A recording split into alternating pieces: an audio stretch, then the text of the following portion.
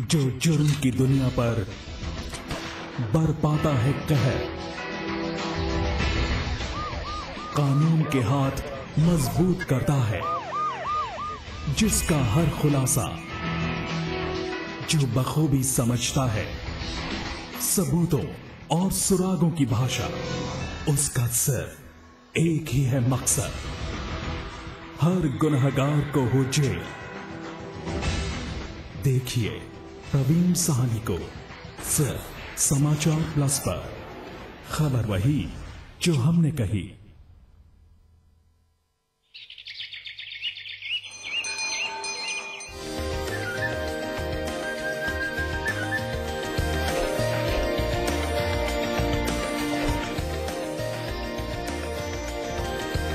Pentagon mall Haridwar Uttarakhand का सबसे बड़ा मॉल और मल्टीप्लेक्स निर्माता सुपरटेक। मैं चाहूंगा कि जब भी मेरा जन्म हो, वृंदावन की इसी पावन भूमि में हो। A unique project with world-class facilities just for you and your loved ones. Nalanda leisure Sanskar city At Vrindavan.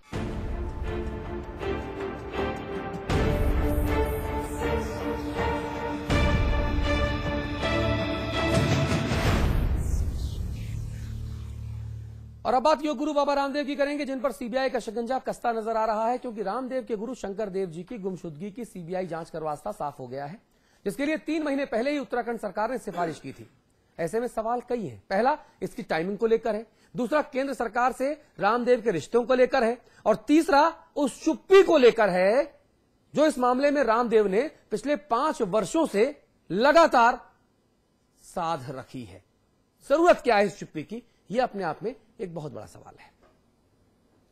जी, इस मुद्दे पर बातचीत करेंगे। अमिताभ जी हमारे साथ हैं, आचार्य प्रमोद कृष्ण हमारे साथ हैं, 2 नए मेहमान हमारे साथ जुड़ रहे हैं देहरादून स्टूडियोज में। लालचंद्र शर्मा जी हैं, आप कांग्रेस की नुमाइंदगी कर रहे हैं। भाई रविंद्र जुगरान हैं, आप राज्य आंदोलनकारी हैं और मौजूदा वक्त में भारतीय जनता पार्टी की नुमाइंदगी कर रहे हैं। आप दोनों नए मेहमानों का विशेष स्वागत है। तो उत्तराखंड सरकार की सिफारिश को मंजूरी मिल गई, लिहाजा सीबीआई इस मामले की तह में जाने की कोशिश करेगी। यह वो मामला है जिसके सामने पुलिस ने सरेंडर कर दिया था, लेकिन इन सब के बीच नजरें योग गुरु बाबा रामदेव पर टिकी हुई हैं, जिन पर आरोप है अपने ही गुरु शंकर देव जी को गायब करवाने के।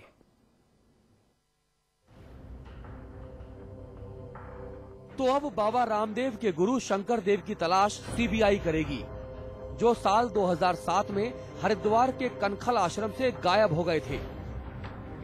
पुलिस ने उन्हें तलाशने की लाख कोशिशें की, लेकिन जब सब नाकाम हो गईं, तो उत्तराखंड सरकार ने मामले की सीबीआई जांच की सिफारिश कर दी, जिसे अब मंजूरी मिल गई है और बाकायदा अधिसूचना भी जारी हो गई है। हमने उसको केंद्र को प्रेषित किया था और जानकारी मिली कि केंद्र ने नोटिफिकेशन कर दिया है। अब जांच होगी, ढूंढा जाएगा और प्रसन्नता होगी सबको कि वो मिल जाए। सीबीआई जांच का रास्ता साफ होने पर बाबा रामदेव ने खुशी तो जताई, लेकिन ये जोड़ना नहीं भूले कि जांच निष्पक्ष होनी चाहिए।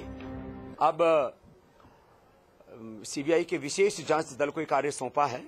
हम इसका स्वागत करते हैं और पूरा भरोसा करते हैं कि सरकार निष्पक्षता और प्रामाणिकता के साथ हमारे श्रद्धेय गुरुदेव की गुमशुदगी के बारे में पूरा सच सामने लेकर के आएगी। लेकिन सवाल ये है कि रामदेव को दूसरी लाइन जोड़ने की जरूरत क्यों पड़ी? क्या उन्हें शक है कि जांच निष्पक्ष नहीं होगी?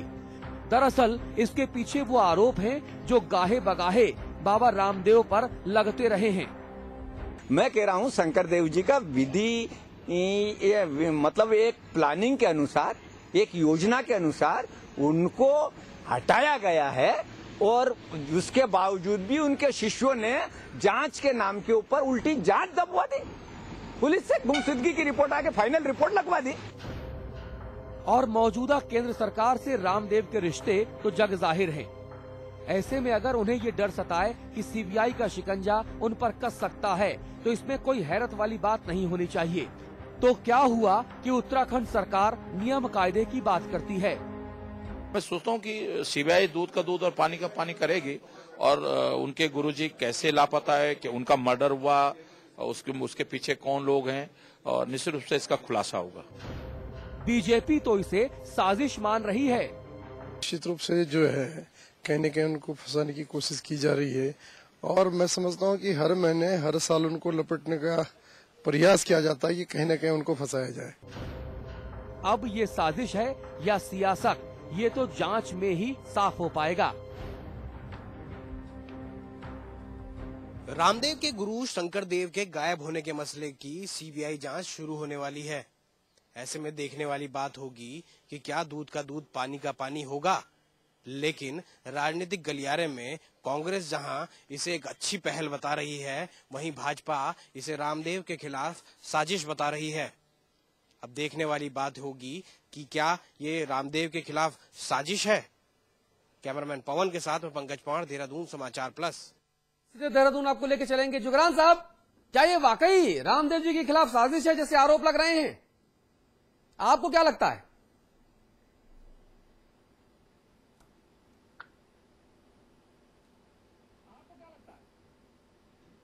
वहां से आ रही है, यहाँ से आवाज नहीं है। बोलेंगे कैसे हम? जुगरान साहब बोलिए, बोलिए, कान की आवाज छोड़ दीजिए, मेरा सवाल पहुंच रहा है आप तक, बोलिए प्लीज।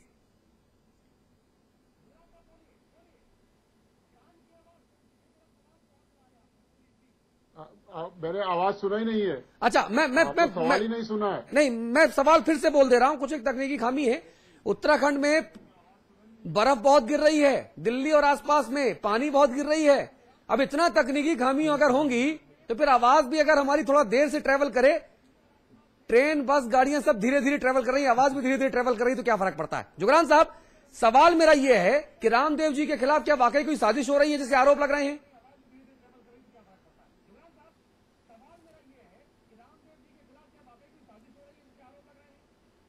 निश्चित रूप में बाबा रामदेव जी ने पिछले 15 वर्षों में जो भी साम्राज्य खड़ा किया, अपने बल पर, अपनी बुद्धि के बल पर, अपनी जानकारी, अपना हुनर, अपनी योग में महारत के बल पर, अपने विजन के बल पर खड़ा किया।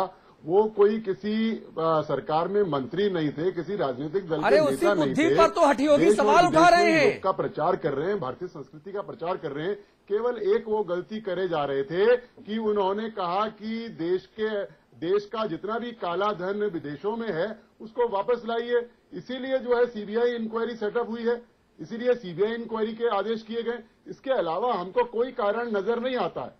साजिश हो रही है। लालचंद्र शर्मा जी, साजिश हो रही है। जुगरान साहब भी मानते हैं साजिश हो रही है, क्योंकि केंद्र सरकार के ऊपर वो लगातार आरोप लगा रहे थे काला धन छिपाने के बारे में, काला धन की जानकारी सार्वजनिक न करने के बारे में, और इसीलिए केंद्र सरकार ने नाराज होकर ये पूरा ताना बाना बुना है। कांग्रेस ब्यूरो ऑफ इन्वेस्टिगेशन के तर्ज पर सीबीआई काम कर रही है क्या?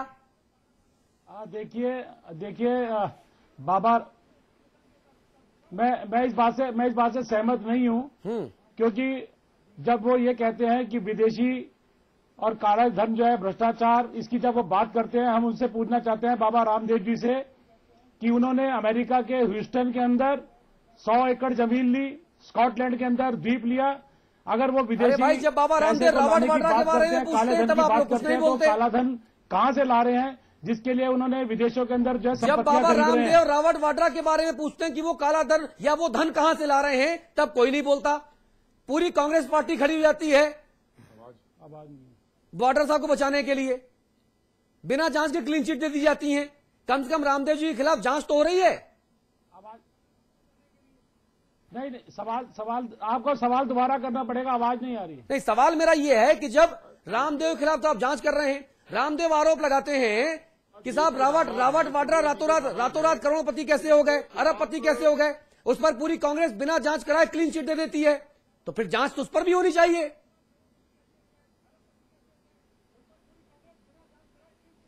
देखिए सन 1995 में रामदेव जी ने ट्रस्ट की स्थापना करी, जिसके अंदर करमवीर और कमला जी जो थी, और उसके बाद शंकर देव जी ने, ये तीनों के साथ एक ट्रस्ट की स्थापना करी थी। 15-18 हेलो, आवाज में कुछ खामी है। आचार्य जी, मैं आपको चर्चा में लेकर आना चाहूंगा। अगर जांच रामदेव की हो रही है तो फिर जांच जो सवाल रामदेव जी उठा रहे हैं उन पर भी होनी चाहिए, क्योंकि जांच तो आरोपों पे ही होती है ना। आप एक पक्ष में जांच कराते नहीं, एक पक्ष के खिलाफ आप इस तरह की साजिश करते हो जैसे आरोप लग रहे हैं। देखिए अतुल जी, ये विषय भटक जाएगा। मैं कांग्रेस और भाजपा दोनों ही राजनीतिक दलों से आग्रह करूंगा, ये इनका मुद्दा है ही नहीं। मुद्दा है कि एक संत गायब हुआ। वो संत जो बहुत ही प्रमुख संत हमारे थे, जिनका नाम शंकर देव था, और शंकर देव जी के दोनों शिष्य हैं, आचार्य बालकृष्ण जी भी और रामदेव जी भी। ठीक है। शंकर देव जी गायब हो जाते हैं 2007 में। शंकर देव जी के गुमशुदगी की रिपोर्ट दर्ज होती है। शंकर देव जी की गुमशुदगी की रिपोर्ट दर्ज होने के बाद में 5 साल के बाद में जो फाइनल रिपोर्ट लगी है, जो ये भारतीय जनता पार्टी के नेता या जो भी इन पे आरोप लगा रहे हैं, ये कांग्रेस का आरोप बीजेपी पे, बीजेपी, ये तो इनकी आदत है। मैं आपको आज नई बात बताना चाहता हूं कि शंकर देव जी की गुमशुदगी की रिपोर्ट पर फाइनल रिपोर्ट जो लगी है वो विजय बहुगुणा जी की सरकार में लगी है। ये कितनी बड़ी बात है, इस पॉइंट को आप नोट करें और दिमाग में रखें। ठीक है। तो यदि ये कह रहे हैं कांग्रेस पार्टी इनके खिलाफ है, तो ये आरोप कतई झूठा है, क्योंकि विजय बहुगुणा जी के चार्ज लेने के बाद में वो रिपोर्ट लगी, फाइनल रिपोर्ट। और उस फाइनल रिपोर्ट को अगर आप पढ़ेंगे, क्योंकि हम लोगों ने राष्ट्रपति महोदया से ये इसकी जांच की मांग की थी, हम लोग ही गए थे गृह मंत्री के पास में, हम ही लोग गए थे वी नारायण स्वामी जी के पास में, हम ही लोग गए थे मुख्यमंत्री जी के पास में। वो क्यों गए थे? बाबा रामदेव जी से हमारा कोई झगड़ा नहीं है। हम ये कहां कह रहे हैं वो बाबा रामदेव जी ने अपने गुरु की हत्या कर दी। हम तो ये कह रहे हैं कि बाबा रामदेव जी के जो गुरु थे शंकर देव, वो गायब हो गए। तो क्या उन्हें खोजा जाना नहीं चाहिए? ये गुनाह है? पहली बात। हमने कहा उत्तराखंड की सरकार से कि अगर आपसे बाबा रामदेव जी के गुरु नहीं ढूंढे गए हैं तो इसको सीबीआई को सौंप दिया जाए। जब सीबीआई की बात आती है तो बाबा रामदेव जी तरह तरह की बातें करते हैं, या उनके समर्थक हमको भी गाली देते हैं और सरकार को भी गाली देते हैं। हम सरकार के वकील नहीं हैं, हम ना कांग्रेस पार्टी के वकील हैं ना बीजेपी के वकील हैं। ठीक बात है। हम एक बात ये कहना चाहते हैं कि एक तो ये नोट किया जाए कि शंकर देव जी 5 वर्ष से गुम हुए, तो बाबा रामदेव जी विदेश से धन लाने की बात तो करते रहे 5 साल तक, लेकिन अपने गुरु को ढूंढने के लिए ना तो हरिद्वार पुलिस के खिलाफ हेजिटेशन किया, ना एक प्रदर्शन किया, ना उत्तराखंड की सरकार के खिलाफ किया। उन्होंने सीबीआई की मांग नहीं की। चलो कोई बात नहीं, हम लोगों ने कर दी। तो अगर जो लोग ये कह रहे हैं कि हम बाबा रामदेव जी के गुरु को ढूंढना चाहते हैं, अगर उनकी हत्या हुई है तो स्वागत करना चाहिए उसका। तो नहीं, तो अगर ये हत्या हो चुकी है उनकी, तो ये बेहद गंभीर मामला है। तो वो हत्या किसने की? और अगर वो गुम है, कहीं जीवित हैं, तो उनको सीबीआई लाना चाहिए। आचार्य जी, बड़ा सवाल यह कि इसमें तो रामदेव जी को खुद आगे आकर बोलना चाहिए। भाई देखिए, किसी व्यक्ति की अगर कोई वस्तु गुम होती है या कोई व्यक्ति परिवार का गुम होता है, तो जिसका व्यक्ति या जिसकी वस्तु खोई है, दर्द उसको होता है ना। दिक्कत यह है कि विषय को भटकाने की तरह तरह की बात हो रही है। अब सीबीआई की जांच हुई है। मैं समझता हूं कि दूध का दूध पानी का पानी हो जाएगा। और हम चाहते हैं कि वो प्रमुख संत थे। जब इस देश की सरकार लैला खान को वर्षों बाद दबा हुआ खुदा खोद करके निकाल सकती है, तो एक संत को ढूंढना नहीं चाहिए क्या? जुगरान साहब, एक संत को ढूंढना नहीं चाहिए क्या? आरोप बाबा रामदेव के ऊपर नहीं है। रामदेव जी को तो स्वागत करना चाहिए। और जो काम आचार्य प्रमोद कृष्णम कर रहे हैं, वो काम रामदेव जी को करना चाहिए था। रामदेव, हेलो जी बोलिए, आपकी आवाज आ रही है। हाँ, संत की याद, शंकर देव जी की याद कांग्रेस को अभी क्यों आई, जब ये काला धन वापस लेने की बात हुई? बात कांग्रेस की नहीं है, बात किसी सरकार की नहीं है। बात इस बात की मूल सवाल यह है कि शंकर देव जी लापता हो गए, 5 वर्षों से वो विलुप्त हैं, और कोई उसके बारे में अगर बात करता है, उनको ढूंढने की कोशिश करता है, तो उसके ऊपर आप आरोप लगाएंगे, रामदेव जी विश्वमन करेंगे। ये क्यों? सुने, बोलने दीजिए। शंकर देव जी को ढूंढिए, सीबीआई इंक्वायरी कराइए।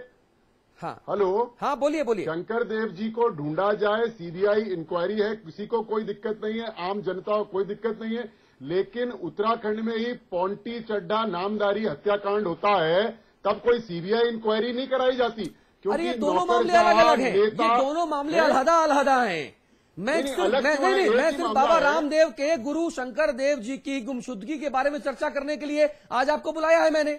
तो हम मूल सवाल मेरा सिर्फ यही है कि शंकर देव जी को क्यों ना ढूंढा जाए, आगे कोई बात ही नहीं होनी चाहिए इस पर। शंकर देव जी को ढूंढा जाए, जरूर ढूंढा जाए। हेलो जी, शंकर देव जी को ढूंढा जाए, अमिताभ ढूंढा जाए, शंकर देव जी को ढूंढा जाए। लेकिन जब शंकर देव जी को सीबीआई के जरिए ढूंढने की कोशिश हो, तो तमाम आरोप लगा दिए जाए। ये गजब की बात हो गई। नहीं देखिए, इसमें एक चीज जुगरान साहब को भी समझनी होगी और लालचंद शर्मा जी को भी समझनी होगी। शंकर देव नहीं का केस बंद कर दिया था उत्तराखंड की मौजूदा सरकार ने। एक मिनट, और उन्होंने उस फाइल पर लिख दिया कि भाई अब कुछ नहीं हो सकता, राम नाम सत्य हो गया, इस फाइल बंद करो, इसमें फीता लगाओ और इसको कोने में रख दो। आचार्य प्रमोद कृष्णन और कुछ लोग